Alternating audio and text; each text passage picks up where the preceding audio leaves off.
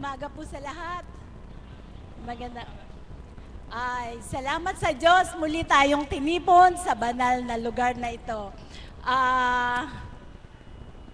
Masaya po ba? May galak po ba ang nararamdaman nyo sa banal na lugar na ito?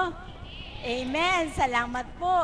Tunay nga pong masaya, kagalakan ang mararamdaman natin dito dahil may amang nagmamahal sa atin at tayo naman din po ay nagmamahal sa Kanya. At dahil ang may kagalakan daw po sa puso ay nagmamahal sa Ama at sa kapwa. Amen po ba? Amen. Nais ko pong tawagin ang kapatid na may kaarawan na si Marie Aquino. Marie Aquino. Ay, salamat.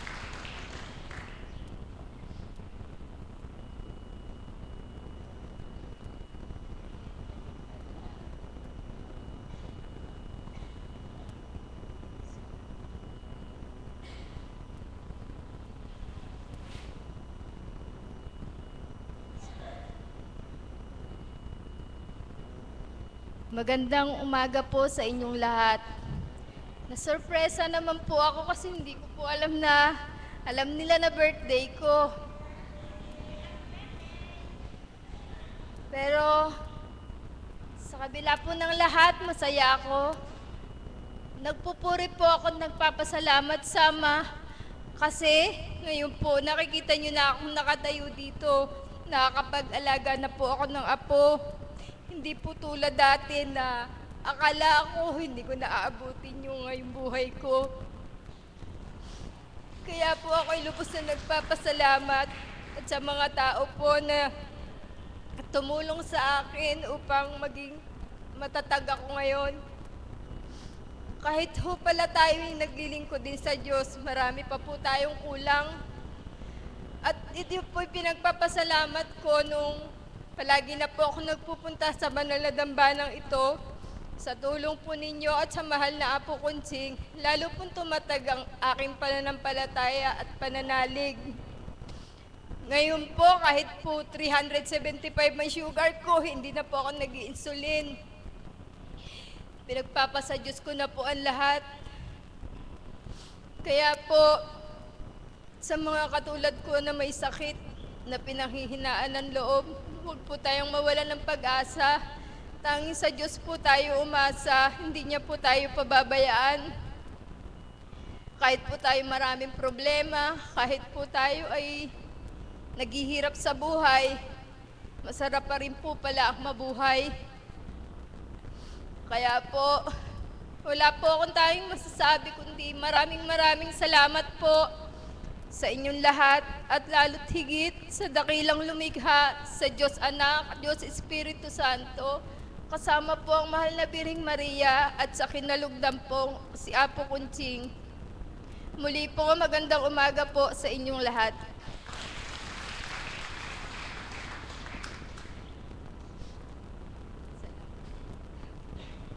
Salamat po kapatid. Tunay nga pong kahit na tayo naghihirap na tulad ng sinabi mo, kahit may pinagdadaanan tayo, nandiyan ang Diyos na nagmamahal sa atin. Lahat ay mahulog po sa natin.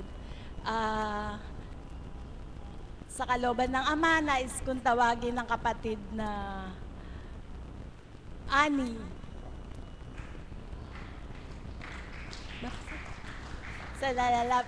Malapit na po ang kaarawan niya this coming Saturday.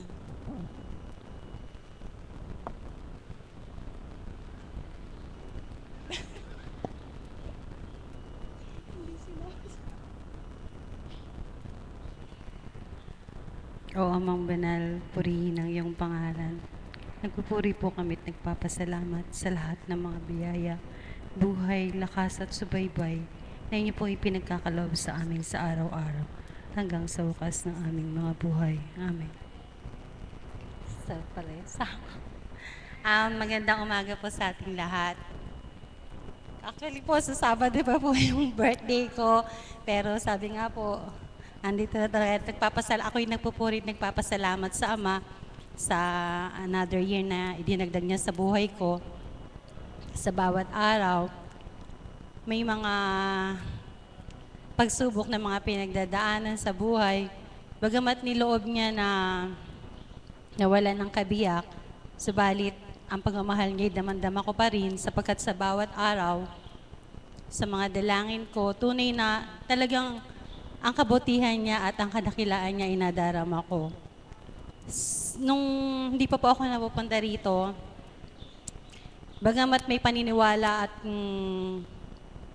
pananalig sa Panginoon, hindi ko ganun nadarama kung ano yung nadarama ko sa ating Panginoon sa ngayon. Dati po kasi, sa mga hindi pa po marami po kasing bago, sa mga hindi pa po nakakilala sa akin, napunta po kami rito na aking kabiyak sa dahilan ng siya'y may karamdaman. Nawala man po siya sa akin sa piling ko, subalit napakalaking biyaya rin po na itinuturing ko yon sapagkat nakilala ko ang Panginoon sa pamamagitan niya.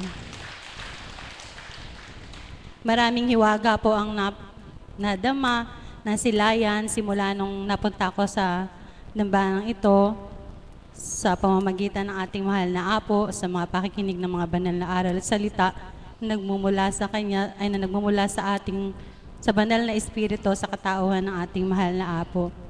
Sa bawat nung araw po na nawala ang aking kabiyak, gano'n na lamang ang lungkot, gano'n na lamang ang pagtatanong kung bakit hinayaan ng Panginoon na mawala sa akin.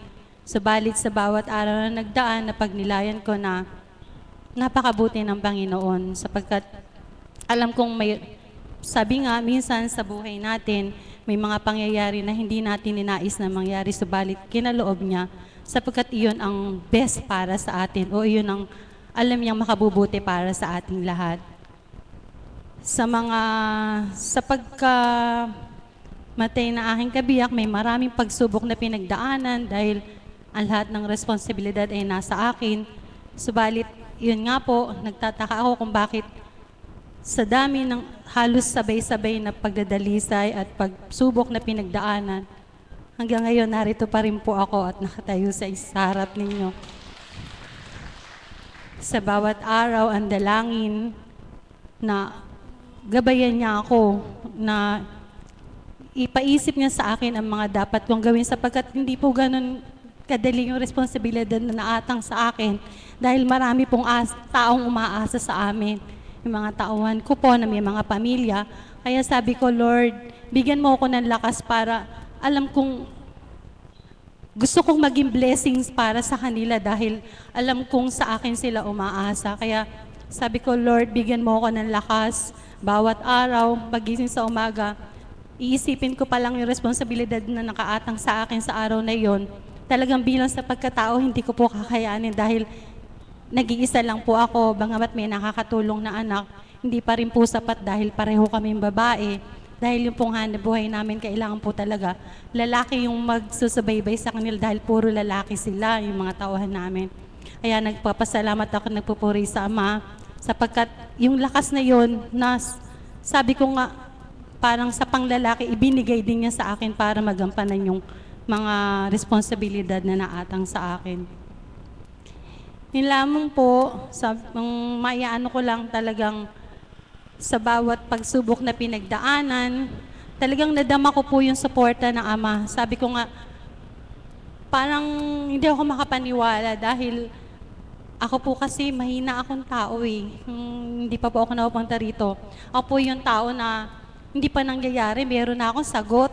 Baga sa iniunahan ko pero sa negatibo pong pag-iisip. Pero ngayon po, bawat araw na dumarating, sinasabi ko, kaya ko to kasi kasama ko ang Ama.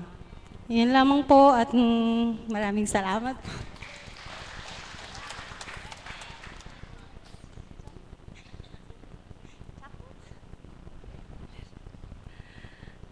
Salamat po. Tunay nga pong pag lumapit ka, kumilala ka, lahat ay makakayanan natin dalhin.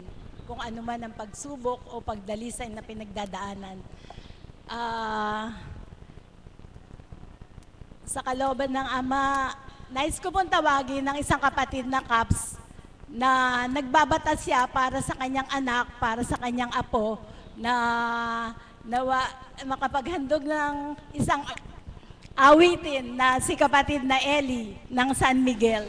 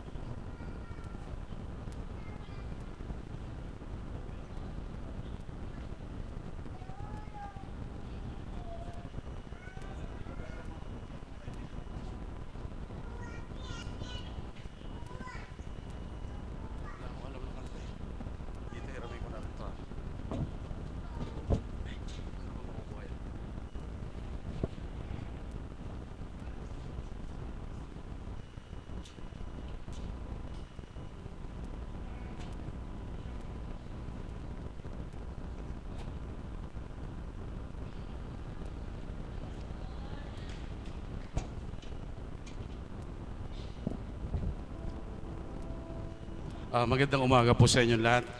Alam niyo po, nagulat ako. Kasi akala ko hindi ako bati ni Chang eh. Joke lang po, kasi nagtatampo siya last time. Birthday po kasi niya. Tumatawag po siya na dadaan ako, pauwi na kami. Medyo nagmumuryot po yung apo ko eh.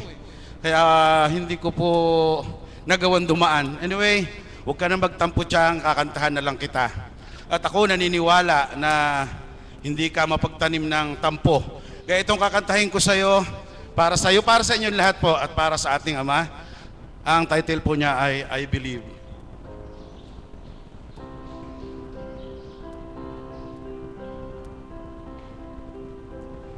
I believe for every drop of rain that falls, a flower grows. I believe that somewhere in the darkest night a candle glows.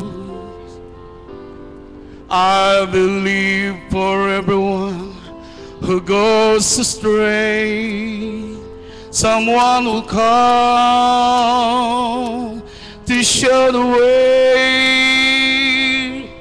I believe. Yes, I believe. I believe above the storm, the smallest prayer will still be here. I believe that someone in the grid somewhere hears every word. Every time I hear a newborn baby cry, that's a leaf or see the sky, then I know why. I believe. Every time I hear a newborn baby cry, that's a leaf, see the sky, then I know why. I believe. Every time I hear a newborn baby cry, that's a leaf, see the sky, then I know why. I believe. Maraming salamat po.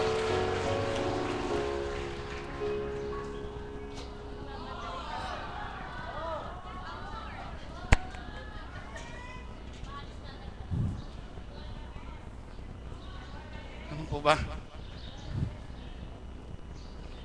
Parang Ang hirap pong kumanta. Kasi po, pag kumakanta kayo rito sa harap, siyempre po, ang iniisip ninyo, kailangang magustuhan ninyo. Makapaghandog ka ng maayos. Pero katulad ko pong, hindi naman ako talaga singer. Kaya po sinasabi kong napakahirap. Pero anyway, dahil sa Ama, sa inyo pong lahat, sige po, kakanta pa puli ako ng isa pa. Tito Alan, in the beginning.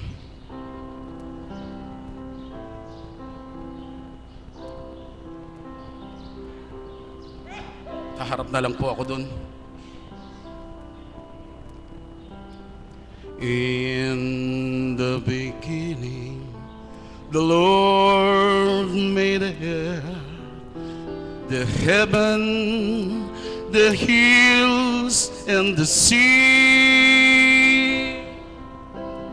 Then He created the sun and the stars, the land, the birds, the trees. He made all creatures that live in this world and told them to live by His plan. Then as He rested, the Lord sanctified the 7 days of man. More than an image of His maker, man shall be made by His own. But because we were nothing more than human, sometimes we stumble, sometimes we fall.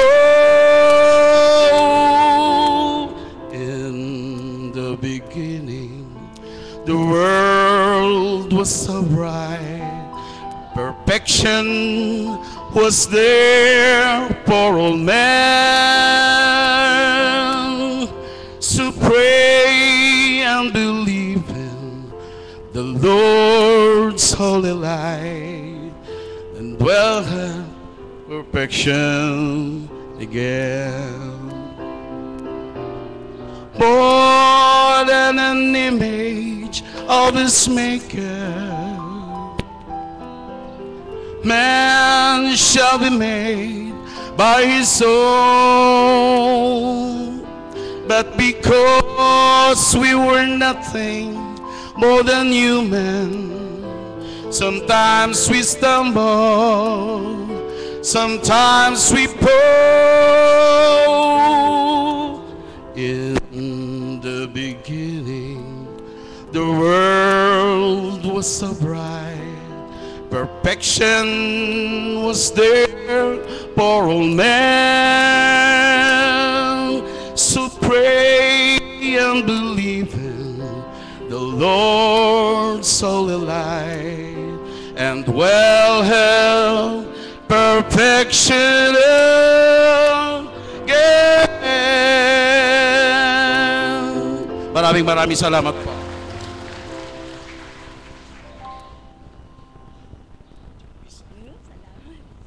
Salamat sa kapatid, sa hinandog mo, napagalak mo ang Ama, pati kami lahat, napagalak mo, na naalala ko tuloy yung kabataan ko. Ay. At isa pa rin pong tatawagin ko ang isang nananahan sa dormitoryo na nakita ko ang pagbabata niya, na masasabi ko, ang tawag ko sa kanya, anak kong mahal. Tatawagin ko si kapatid na Malu.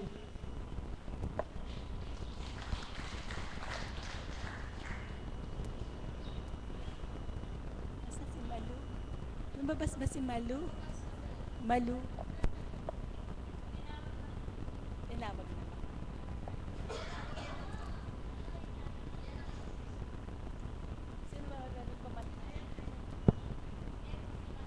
Malu.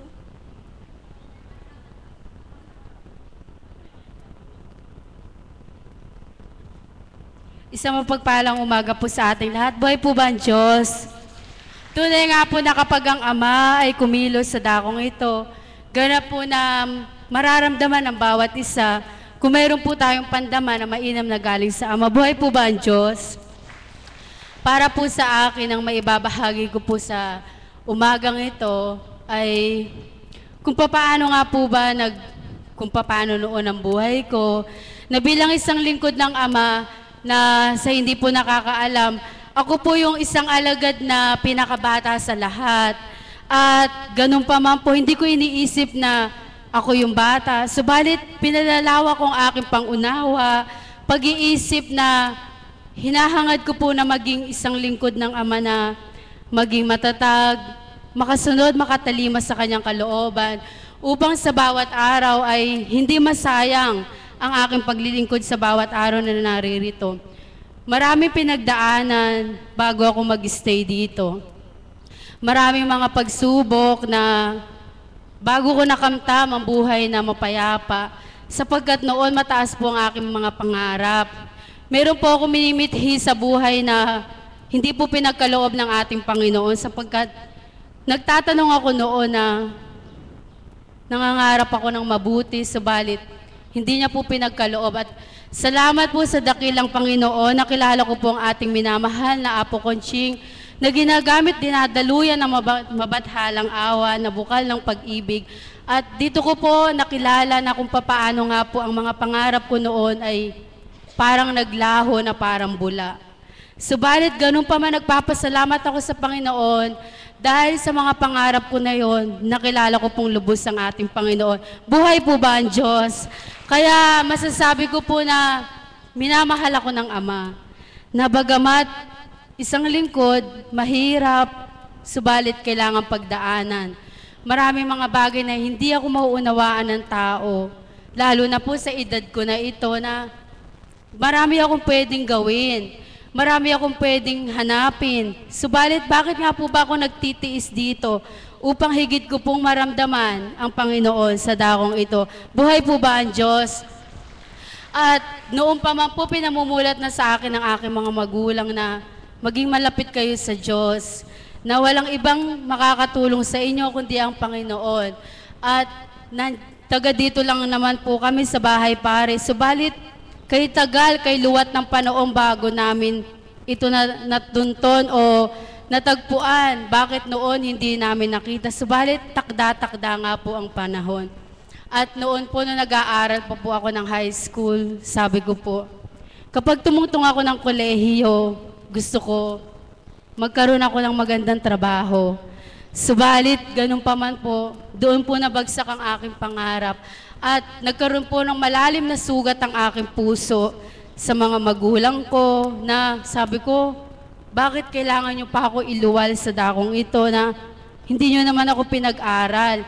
Nanumbat po ako sa kanila, maraming, siguro almost po 1 month na hindi ko sila kinakausap. Yung pong nanay ko nasa ibang bansa.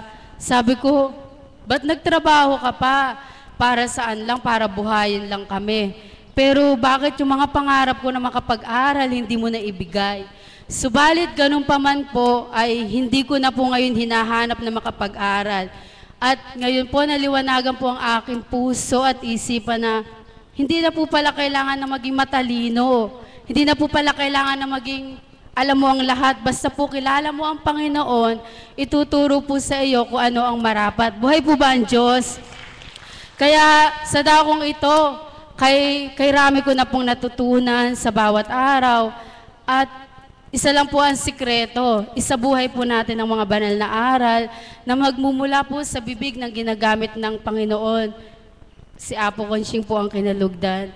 Kaya nagpapasalamat po ako sa aking pamilya na bagamat minsan naaalala ko na si nanay ganito, kapag sa oras ng mga problema, wala siya. Subalit, tanging Diyos Ama, Diyos Anak, Diyos Espiritu Santo ang magpapayapa ng aking puso't kalooban. At salamat po sa Ama, at hindi niya ako pinahihintulutan na maging lugmok o maging isang parang wala lang. Subalit salamat sa Ama, binigyan niyang makulay ang aking buhay noon na walang kulay. Buhay po ba ang Diyos? Kaya nagpapasalamat po ako talaga sa ating Diyos Ama at nakilala ko po siya at noon po hindi ko pinangarap na maging isang lingkod. Subalit salamat sa Ama kay luwat ng mga panahon noon. Year 2010, bago po ako napunta rito, July 7 po yun. Nagkaroon po ako ng karamdaman na hindi po ako makatayo, hindi ako makalakad.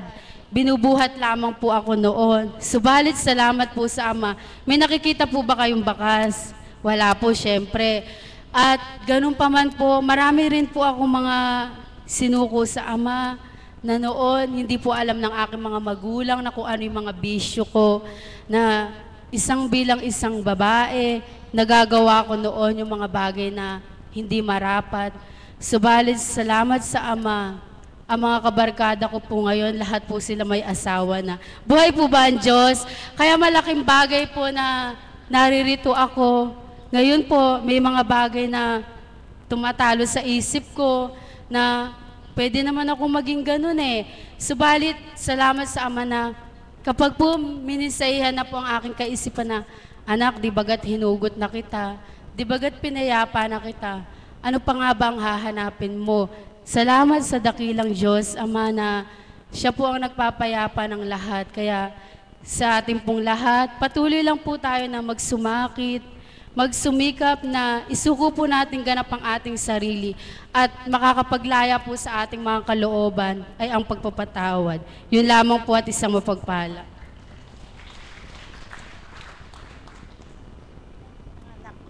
Anak, panay ang kain mo ng gulay, kaya makulay ang buhay mo. Hindi po. Ano po, isa pa, masasabi ko po siya, isa siyang huwaran na kabataan. Narinig po ba ninyo, nakikinig siya, sumunod siya sa kalooban ng Diyos, hindi sa kalooban ng gusto niyang pangarap. Mapalad ka anak dahil ang sumusunod sa kalooban ng Diyos, ang sabi ng Kristo, ay siyang tinatawag niyang kapatid niya. Mapalad ka anak dahil isa ka sa kapatid ng Kristo. Salamat. At isa pa rin pong kapatid namin na nagbabata dahil sa karamdaman ng kabiyak ng puso niya, may diabetes po, isang CAPS na tinatawagan ko po na ang pangalan ni Eloy. Eloy, kapatid po ni Cecil. CAPS. Eloy ba? Eloy. Caps, ano na po? Si Biko.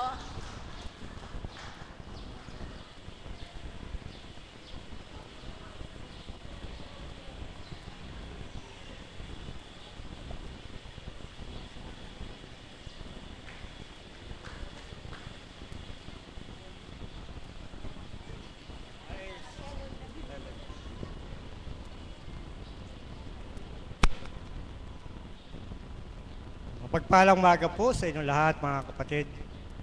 Magandang umaga sa inyong pong lahat. Ako po si Eloy David ng Tigabahay Pare na mag-share po sa inyo tungkol sa naganap sa aking buhay. Isasama rin ko na lang po. No?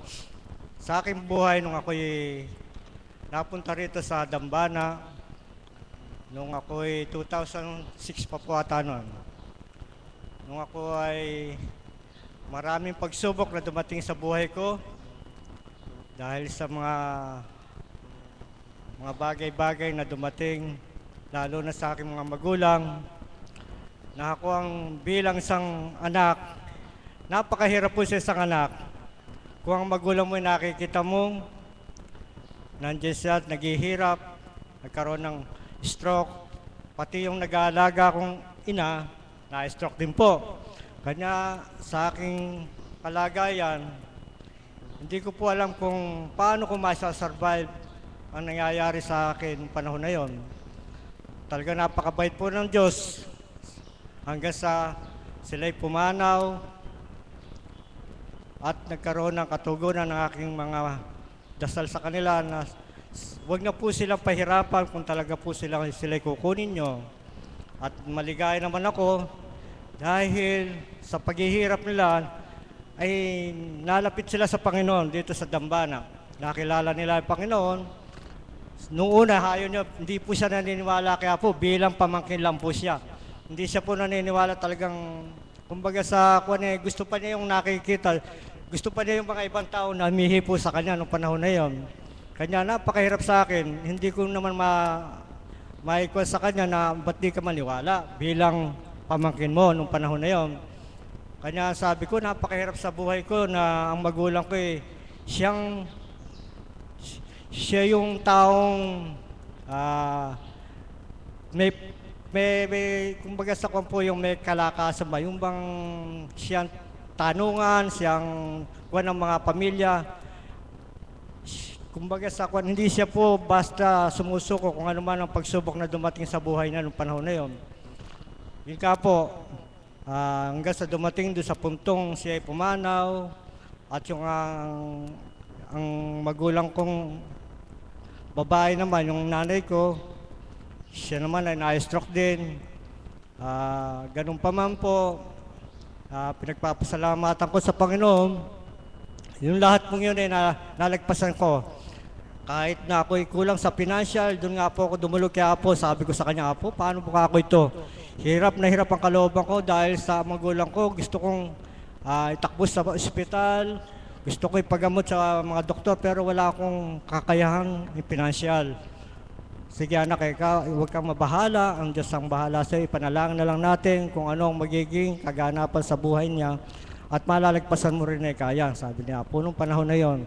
Yun nga po, dumating doon sa puntong sila'y pumanaw na at napagnilayan ko, tama po pala sinabi niya po, para pong bagyo na darating sa buhay natin, yung mga pagsubok, malalagpasan din po natin yan. Isa pa pong dumating sa buhay ko nung ako'y nagtatrabaho, diyan po ang pagsubok na naman dumating sa akin, natanggal po ako sa trabaho dahil po sa mga pagsubok na yon, ang kapit ko sa Panginoon ay ganun din po, naidulog ko rin kaya po, huwag kang mabahala anak, yan hindi pagsubok. Kasi ako lang po kasi nasa ng mga kapatid ko nung panahon na yon, tsaka yung mga pamilya ko na nag-aaral po sila noon. Paano ka ako, Apo, kung ako'y mawala ng trabaho at hindi ko makayanan ang pagpapaaral sa mga anak ko. Yung nga po, banggit nga ni Apo rin, nasabi rin sa akin, kayang-kaya mo yan, anak. Sa bagay po, may asawa po akong nagtatrabaho noon, nagbuburda po yung misis ko nung panahon na ngayon at sa ngayon. Kami po nagkakatuwang sa pagpapaaral sa mga anak ko. Kasi naging challenge ko po yun sa mga anak ko eh. Sabi sa akin ng mga iba, hindi kayo ka makapagpapaaral ng anak dahil wala ka namang trabaho nung panahon na yon. Pero mabait po ang Panginoon. Binigyan po ako ng trabaho nung panahon na yon. Yung pong panganay ko nakatapos po ng teacher sa Malolos po, sa university. Tapos yung pong sa kong anak na pangalawa, natapos din po ng HRM. Yung po ang magandang nangyari po sa buhay ko nung panahon na yon, kahit na ako'y mawala ng trabaho, hindi po rin ako nawala ng pag-asa sapagkat ang Panginoon, ang buhay na Diyos ang gumagabay sa akin at ang pangalaw po si Apong Kosing nagbibigay sa akin ng kalakasan. Salamat po sa Panginoon at ako'y binigyan pa rin ng kalakasan hanggang sa ngayon. Bagamat ako po may sakit, ang sakit ko po naman simple lang naman po, sugar lang naman. Pero hindi po ako uminom ng gamot dahil po sa nananalig po ako sa Panginoon. Ang kalakasan at buhay ibibigay niya sa akin, kakayanin ko yan hanggat ako'y buhay. Salamat po.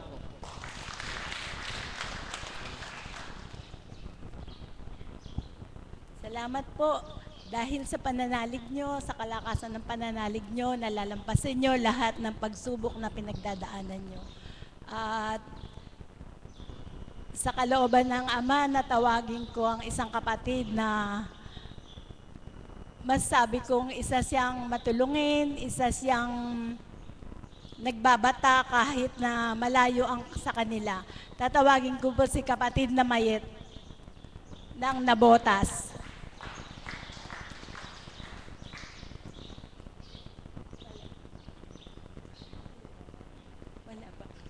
Alis.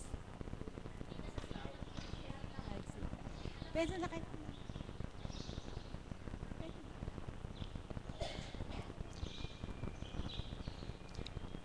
Nag-CR lang. Sino po nais na mag-volunteer hanggang hinintay pa po natin ang ating kapatid? Sige po. Salamat po. Magandang umaga pong muli sa inyong lahat. Ako'y nagpupurit, nagpapasalamat sa ating Panginoon, sa ating apong kuntsing na kinalugdan niya. No sa araw-araw, tayo pinupukpok niya upang matuwid sa kalikuan ng buhay. Mapakamahal po tayo ng ating Panginoon. Ito po example na ibibigay ko sa inyong pagmamahal sa atin. Tingnan niyo po yung ating mga alagad kung saan nakaupo sa lapag. Ang mga kaps pong matatanda na sa upuang walang sandalan. Pero tayo pong mga pasyente, sa upuang komportable, nakataas pa paa at kuminsan pong mapasarapin na iglip pa. Napakamahal po tayo ng Diyos. Ano po? Napakaganda pagmamahal sa ating binibigay ng ating Panginoon. Mapagbigay ang Panginoon sa mga pasyente. Napakabuti po ng ating Panginoon talaga. Yan na po siguro ang pinakamagandang kaibigan natin sa buhay natin. Pero ang tao po, kuminsan, puro lumbay ang ibinibigay sa atin ng kapwa. Meron po akong isang isishare, pero wag naman pong masasaktan yung iba. Kuminsan po sa akin, hindi po ako mayaman, mahirap lang. Ang nagpupunta sa akin, puro kalungkutan ang dala. Puro lumbay, wala po yata nagpupunta sa akin ng hindi kalumbayan ang dala. Kuminsan po, sa gabi, matutulog ka na lang. Ayan pa, kalumbayang ibibigay. Pero ang Panginoon Diyos, puro kaligayahan po ibinibigay sa atin. Kaya wala na pong pinakamabuting kaibigan kundi ang ating Panginoon. Na, nga, manampalataya lang tayo sa ating Panginoon. Ipagkakalaob niya sa atin ang lahat. Alam niyo po, ako'y kanya andi dito. Nagbabata po ako sa karamdaman ko, pero nakakalimutan ko po iyon. Kuminsan hindi ko na naisishare sa inyo. Dahil sabi po ng Panginoon, wag nating isipin ang ating mga karamdaman. Magsaya tayo sa buhay natin. Nalulungkot po siya pag tayo nalulungkot.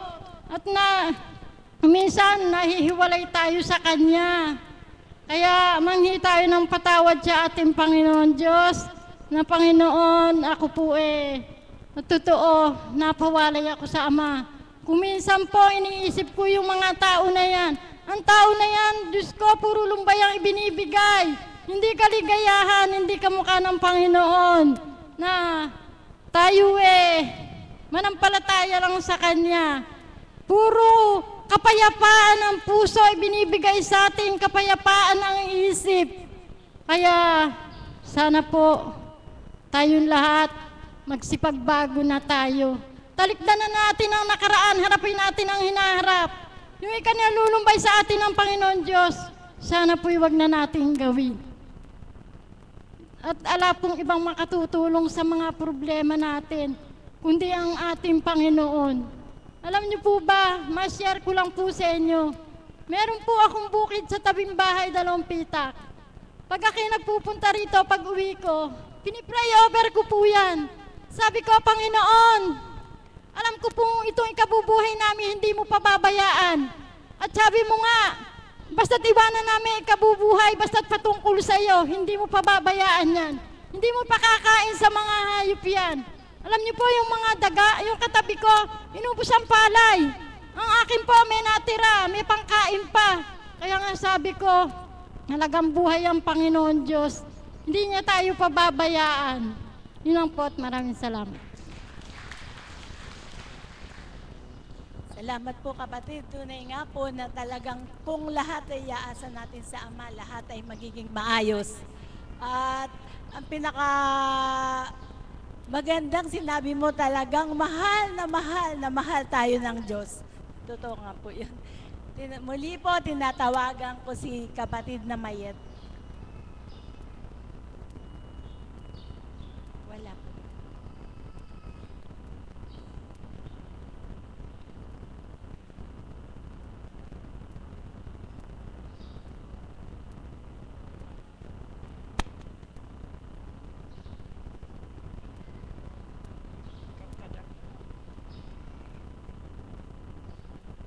Magandang umaga po sa katanghalian tapat na to.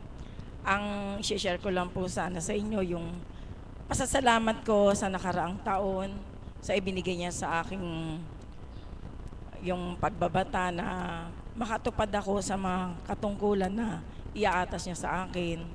At ang karamdaman na sa hanggang sa ngayon ay hindi ko na inaalintana dahil sa binibigay niya sa aking gabay at patnubay, dahil sa kalakasan sa pang-araw-araw. Nagpapasalamat po ako sa mahal na Apo dahil kundi po dahil sa Kanya, siguro po hindi ko alam kung nasaan na ako dahil kasi po sa karamdaman ko to medyo delikado, kaya lang nung na pinadpad po yung pa ako dito na para po makilala ko ang mahal na Apo sa kataong po ng banal na Espiritu. Doon ko po natutunan lahat kung paano maging matatag, magkaroon ng pananalig at pananampalataya. Dahil sa dati po nawawala rin ako ng pag-asa, pero po nang nakilala ko ang mahal na Apo, doon po ako nabuhayan ng loob na may pag-asa po pala tayo, na hanggat nabubuhay, kailangan po maging matatag at manalig at manampalataya. Dahil kung wala po tayo noon, siguro po hindi natin alam kung ano na po mangyayari sa buhay natin. At isa po pong inaanohan ko, yung pong nangyari po sa amin sa Japan na naganap, natutuwa po ako dahil naging kasama ko po siya bilang isang tagasunod na nagkasama po kami dalawa, nakasama kang espiritu. Dahil nung nahandoon po kami, may naganap po na isang pangyayari na hindi ko po rin inaasahan. Ako po mismo ang nakatunghay kung ano po nangyari sa kanya na. Kasi po meron po kami doong misyon na pinuntahan na Divine Mercy din po sila. Kaya alam po parang wala pong pananalig. Ngayon po nung nandoon po kami, binendisyon na po namin lahat ng bahay. Then kitang-kita ko po na ang espiritu ang nasa kanya, na siya po ang talagang kinalugdan ng Ama. Dahil po nung binebendisyonan niyo po yung tao, bigla po siyang hinimatay.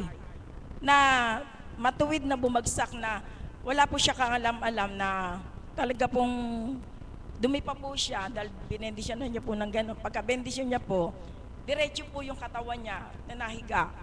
Na tapos po nag-ano na po siya talaga na si Kristo po talagang kasama namin.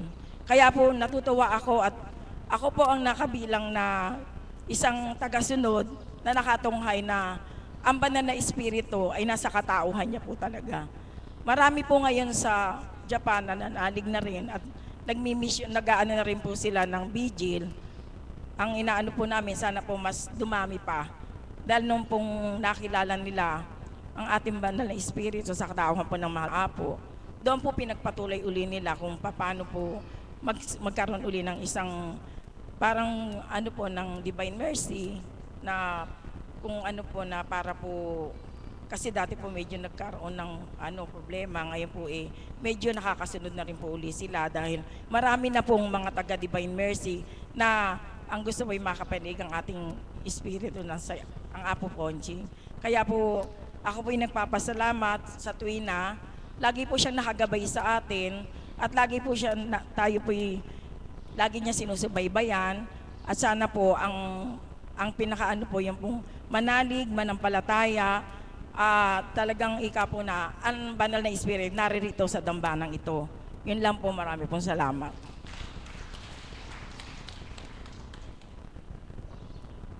Salamat po. Narinig po ba niya yung tinuran niya? May pag-asa pa pala. Sabihin nga po natin sa katabi natin, kapatid, may pag-asa pa tayo. Yun po, itanim natin sa ating mga puso at lahat, kung may pag-asa ang nakatanim sa puso natin, lahat ay magaan nating madadala. At sa kalooban ng Ama na tumayo po dito ang aking kapatid na nasa malayo din po ng Quezon City. Siya po yung nagbabata na para makasunod, makapunta dito, para makasunod sa kalooban ng Ama, si kapatid ni Josie.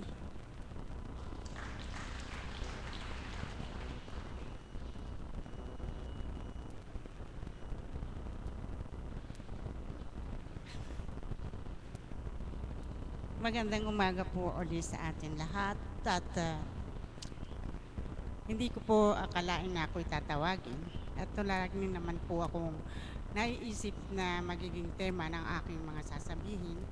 Subalit, ngayon po ay tinatanong ko, sino po ba sa atin ang mahirap mahalin? Sino naman po sa atin ang mahirap magmahal? Pag nilayan po natin, sino po sa atin ang mahirap unawain? At sino naman po sa atin ang mahirap mangunawa? Yun po ay isang pagmamahal na maibibigay natin sa isa. Lahat ng tao ay isang pagmamalasakit. Kung ang sabi ng Panginoon sa atin, kung baga sa Ingles ay, love your neighbor as I have loved you. Napakahirap po yun. Sapagkat pagninilayan natin, hindi naman tayo Diyos upang mahal ng kagaya ng pagmamahal niya sa atin, hindi po ba? Subalit, pag tayo, sabi nga, tayo ay magmahal, mahalin mo ang mahirap mahalin. Unawain mo ang mahirap unawain. Yun po pag pagninilayan mo, ito ay isang one-sided lang. Bakit ako na lang ang nagmamahal sa mahirap mahalin? Bakit ako na lang ang umuunawa sa mahirap unawain? Bakit hindi kaya natin nung tayo'y nabubuhay sa panahon ni Jesus? Matasabi kaya natin kay Jesus, kung baga sa English Lord, make the unlovable person more lovable. Bakit yung mga iniintindi natin mahirap mahalin? Bakit hindi gumawa naman ng isang bagay na karapat-dapat na mahalin? Bakit hindi rin gumawa ng isang bagay na maunawaan yung kauna-unawa naman gagawin ng tao na yun? Kaya kung minsan pag nasa harapan mo na napakahirap-harap, parang gusto mo na hambalusin kasi napakahirap niyang mahalin. Ba't hindi siya gumagawa ng isang bagay na mahalin naman natin siya, hindi po ba? Kaya po ang tanong ko nito, mahirap po ba kayong mahalin? Nagmamahal. Yun po napakasabing opo, napakadaling sabihin opo, pero wala pa tayong naririnig na hindi. Hindi po ba? Pero sa katotohanan, mahirap po tayong mahalin sapagkat kung nasa pagkatao na tayo, nakakalimutan natin na tayo ay naririto. Sigurado po, pag uwi natin, pag alis natin dito sa dambana, babalik po ng ating pagkatao. Na kung minsan mga kasama natin sa bahay, nahihirapan silang mahalin tayo kasi nag-iiba na. Subalit pag tayo, lahat ng naririnig natin dito, lahat ng nakikita natin na pangaral ng ating banal na Espiritu sa katauhan ng ating mahal na Apo Conching, ay isabuhay natin pag alis natin. Siguro napakadali na tayong mahalin. At tayo rin ay madali na rin tayong magmahal. Kasi nakikita na natin yung kabutihan ng ating kapwa. Kung lahat lang ay makikita natin yung kabutihan na ginagawa ng ating kapwa, hindi yung masama, palagay ko wala nang alitan, wala nang nag-aaway. Kahit sa mga ibang bansa, kung ito, nakikita ko sa kanya, puro maganda, kahit na hindi maganda yung iba, pero i-try natin, let's try to see the good things in others. Yung bang ganun, para hindi tayo nagkakaroon ng sasabihin natin, mahirap siyang mahalin. Pero kung nakikita natin ang mabuti sa taong ito, napakadaling mahalin. Amen po ba yun? Sino po ba rito ang talagang sinasabi ng ibang tao na ang hirap mong mahalin? Sino po ba? Wala. Ako mahirap po akong mahalin pag nasa amin kami. Sapagkat ang mga kasambahay ko, kailangan ako sabihan ko Sapagkat kung hindi natin sabihan ang pagkakamali ng ibang tao, hindi yung aawayin mo, kundi pagsabihan mo na may pagmamahal. Sapagkat kung pababayaan mo lang na gano'n ang gano'n, na hindi siya marunong, na hindi siya mahirap siyang mahalin, nagkakasala ka rin. Bakit? Mabigat ang ating kalooban. Kasi kinikimkim, ang hirap talaga ito. Ayaw buo, ayaw magbago, ayaw. Sino po ba ngayon ang nagngingit-ngit? Iba tayo. Pero kung kausapin mo, tignan mo yung tao na yon, na mabuti lahat ang ginagawa niya, mapapagsabihan mo. Amen po ba yun? So, ilagay po natin ang ating sarili sa mahirap mahalin. Kung tayo mahirap mahalin, mga kapatid, ano ang dapat natin gawin? Di ba, pagnilayan natin ang ating mga pag-uugali, ang ating pagkatao, na huwag naman po tayong pasakit, yung huwag naman po tayong nagpapahirap ng tao. Kung alam natin o nabalita na ang hirap mong mahalin, ano po ba ang gagawin natin? Magbago naman tayo, di ba? Para naman tayo mahalin ng tao. Upang pag minahal mo ang isang tao, ano ang makukuha mo? Pagmamahal din, hindi po ba? Ganun po ang pag-ibig ng Diyos. Subalit ang pag-ibig ng Diyos, kahit sino ka pa man, mahal ka pa rin niya. Yan po ang tinatawag na spiritual love. Subalit kung pairalin mo yung romantic love, may kondisyon yan. Ay, mahal kita eh. Kasi maganda ka. Pero nawala na yung ganda, tumanda na yung mukha. Mahal mo pa ba siya? Palagay ko hindi, nahanap ka uli ng ibang maganda, di ba? Ngayon, mayroon naman yung tinatawag natin na sasabihin mo, mahal kita. Kasi mabait ka sa akin. Mayroon naman yung gano'n na pagmamahal. Pero kung pairalin mo ang spiritual love na kagaya ng pagmamahal ng Diyos sa iyo, ano po ba ang mangyayari? Hindi po ba lahat yun ay kasama na? Makikita mo ang mabubuting gawa ng tao, ng kapwa mo. Mauunawaan mo ang kapwa mo kung bakit nga nagagawa yun. At yun ay tinatawag natin spiritual love ng sinasabi ng Diyos. Love your neighbor as I have loved. Amen po ba yun? So, sana po at nawa araw na ito, paglabas po natin, pairalin natin ang spiritual love sa ating kapwa. Magandang umaga. Salamat po, kapatid.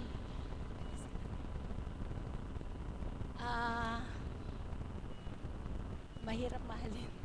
Ang sa akin naman po, pag yung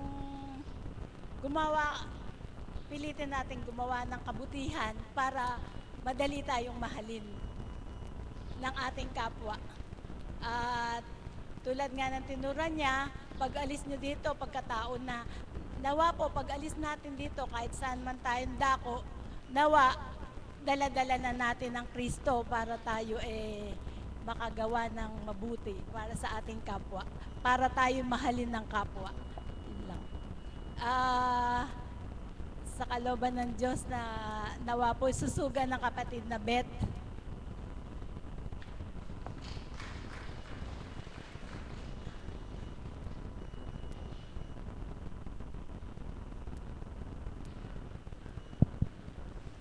Salamat pong muli, aming Panginoon, sa pagtitipon mo ng mga anak mo sa banal na lugar na ito upang ipadama mo sa amin ang iyong unconditional na pagmamahal. Wala kayong pinili kung sino ang tatawagin nyo na makarating sa banal na lugar na ito sa araw na ito. Walang mayaman, walang mahirap, walang mangmang, walang may pinag-aralan, upang patunayan mo sa bawat isa sa amin na naririto na mahal mo kami, aming dakilang Ama. Palakpakan po muli natin ang ating Panginoon.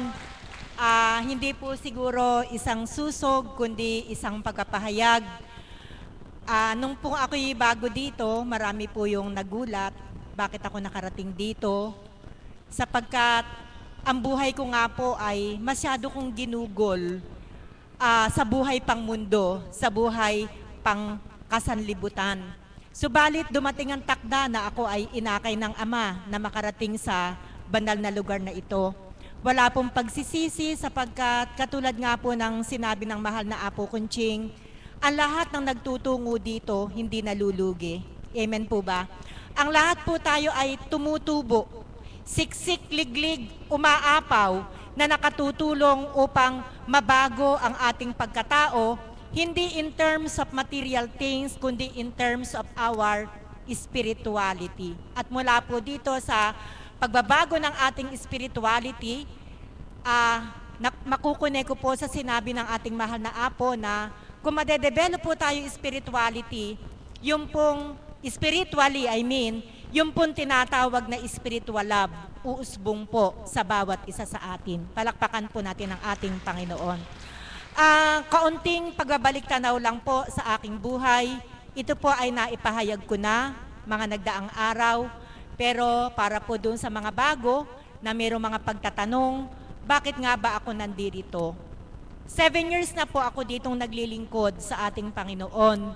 Kumpara po sa dati kong pinagdaan ng buhay na inubos ko yung more than 30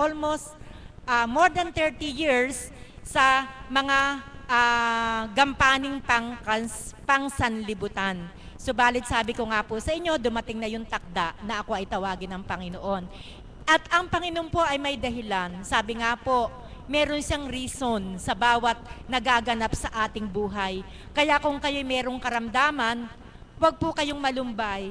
Sapagkat may rason si God kung bakit kayo nagkaroon ng ganyang karamdaman. At yung iba po sa atin, nakita na yung rason na kaya pala nagkaroon ng karamdaman, gusto lamang palang akayin ng Panginoon upang kilalanin sa nanlubusan, upang ipadama ang kanyang spiritual love. Amen po ba yun? Muli ko pong babalik tanawa ng aking buhay. Ihahambing ko po ang buhay ko sa 3 pyramids o 3 bundok. Narinig na po ito ng iba. Subalit uulitin ko lang po para in a way or another, mabigyan ko din kayo ng inspirasyon. 3 bundok po ang aking inakyat.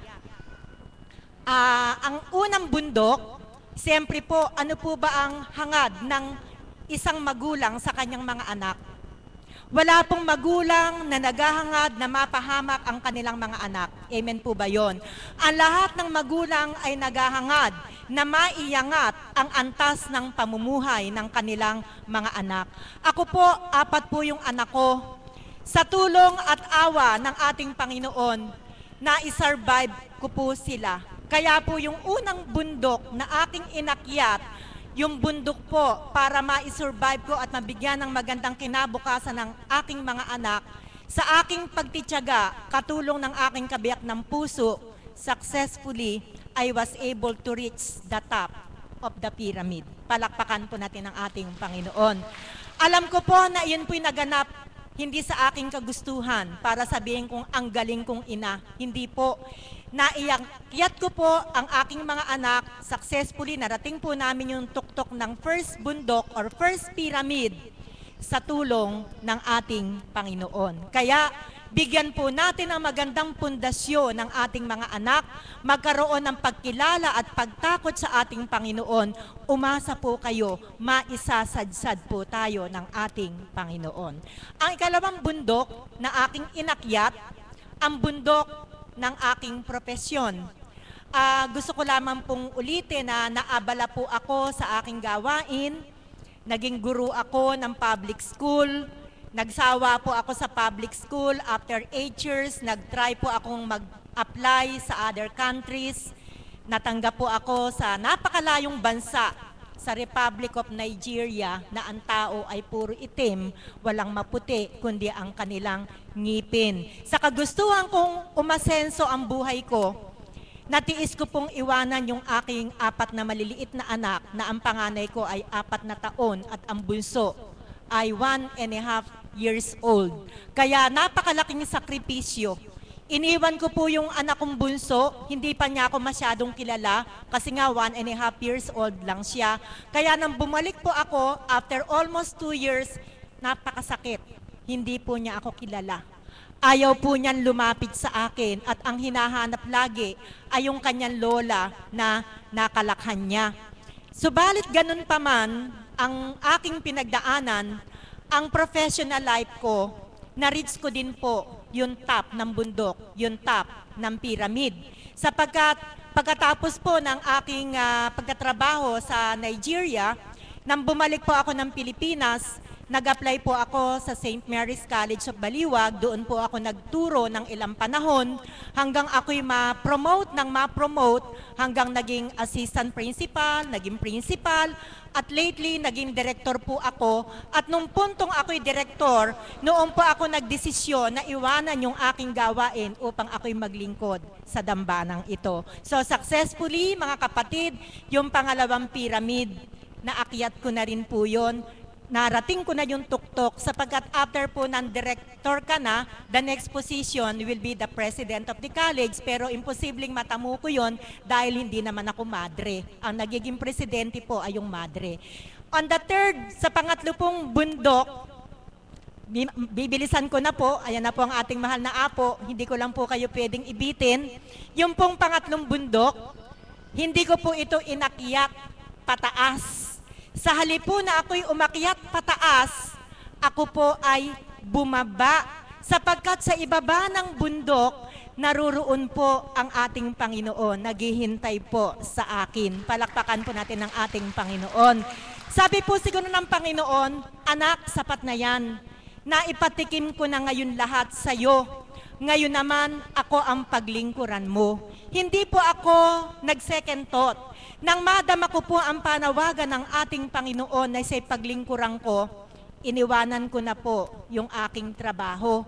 Subalit katulad ng laging sinasambit ng banal na Espiritu, nalugi ka ba? Hindi po. Kahit po iniwanan ko yung trabaho ko, na ako po'y nasa ganun ng posisyon, ang kagalakang naramdaman ko dito, hindi ko po naramdaman sa dating buhay ko. Ang kapayapaan ng kaisipan, dito ko lamang po natagpuan. Ang kapayapaan po pala ng kaisipan na hindi nabibili. Sapagkat noong mga panahon na yon, sa dami ng iniintindi ko tungkol po sa paaralan, lagi pong sumasakit ang ulo ko. Mayroon na po akong vertigo, lagi akong nahihilo. Meron din po akong migraine, laging sumasakit ang ulo ko. Kaya po pala sa sobrang pressure sa aking trabaho. Kaya salamat sa Ama, tinuldukan na niya na ako'y akayin niya rito. Dati po hindi ako nakakatulog nang hindi ako umiinom ng sleeping pills sapagkat ang isip ko abalang-abala sa mga gagawin ko kinabukasan sa trabaho ko. Subalit nang ako'y makarating dito, there is no need to take sleeping pills. Take the words of God. Magkakaroon ng kapayapaan ang inyong kaisipan. Yan po ang nagdulot sa akin ng kapayapaan. Wala pong panlulugi, hindi po ako nalugi. Sapagkat habang ako'y nandirito sa bawat araw, binabago ni God ang puso ko. Nagkaroon po ng transformation ang buhay ko. Sa dating buhay na wala akong pangunawa, may nagbahagi na po kanina dito, na paano daw po natin uunawain ang mga taong mahirap unawain. Wala po akong nung dating ganyan. Kung hindi kita maunawaan, wala akong pakialam sa'yo.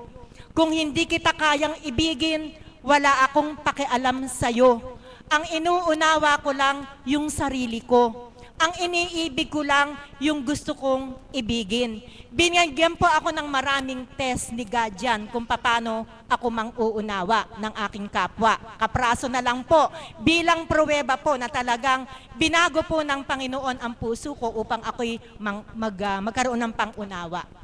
May connection po sa Valentine's. Malapit na po ang Valentine's, ilang araw na lang. Noon dati po, pagka Valentine's Day, lagi po akong tinatawagan ng gwardiya sa intercom. Sasabihin sa akin, Ma'am, baba po kayo dito sa guardhouse. May fresh flowers po kayo galing po sa husband ninyo. Tuwan-tuwa po ako sa loob ng mahabang taon. Ganun po ng ganun yung ginagawa sa akin ng mister ko. Subalit dumating po sa punto ng buhay na naging abala na siya. wala na yang mga fresh flowers na yan na ibinibigay niya sa akin kasi nagkaroon ng kaabalahanan ang isip niya. Na-miss ko po iyon, na nagkaroon po ako ng pagdaramdam. Wala pa po kasi ako sa Panginoon nun eh. Nagkaroon ako ng pagdaramdam, nagkaroon ako ng maruming kaisipan. Bakit kaya hindi niya ako binibigyan ng bulaklak ngayon? Siguro meron na siyang ibang binibigyan. Subalit salamat sa Ama, inakay niya ako sa lugar na ito, natuto akong umunawa na kaya pala ganon, masyado siyang abala sa kanyang hanap buhay, sa kanyang ginagampanan. Hanggang after about 4 years, nakahiga pa ako, may kumakatok sa pintuan. Sabi niya, Kapitana, Kapitana, bumaba kayo, may padala po si Kapitan. Sabi niyang ganon. Sumili po ako, may dalang bulaklak. Galak na galak ang puso ko. After 4 years, naalala muli ako ng kabiyak ng puso ko na padala ng bulaklak. Pagbaba ko po, salamat sa Ama, ako'y binago na, nagkaroon ng pusong mapangunawa. Alam niyo po kung ano dala ng barangay Tanod? Bulaklak ng kalabasa. Ang sabi po ng Tanod, Kapitana, pinapadala ni Kapitan, bulang lang daw po ninyo at lagyan ninyo ng inihaw na bulig. Hindi po ako nagalit sapagkat binago na po ng Panginoon ang puso ko. Natuto po akong umunawa. Nagkaroon pa rin ng galak sapagkat pinagsaluhan namin kainin ang bulaklak ng kalabasa na may sahog na inihaw na bulig. Kaya ito po yung tinetreasure ko sa lugar na ito. Kayo po din, mga kapatid kong minamahal. Tandang-tanda ko po ang aral ng banal na Espiritu sa katauhan ng ating mahal na Apo Kunching, na ang sabi niya, mapapatunayan kung mahal mo ako bilang Diyos mo, kung ang mahirap unawain ay matututuhan mong unawain, at ang mahirap mahalin ay matututunan mong mahalin. Kapag nagawa mo ito, naniniwala ako na kilala mo na nga ako. Magandang umaga at maraming salamat po. Maraming salamat po sa mga nagbahagi. At aking pong iiwanan ng ibigin at mahalin ng Diyos higit sa lahat at magmahal sa kapwa. Yun lang po.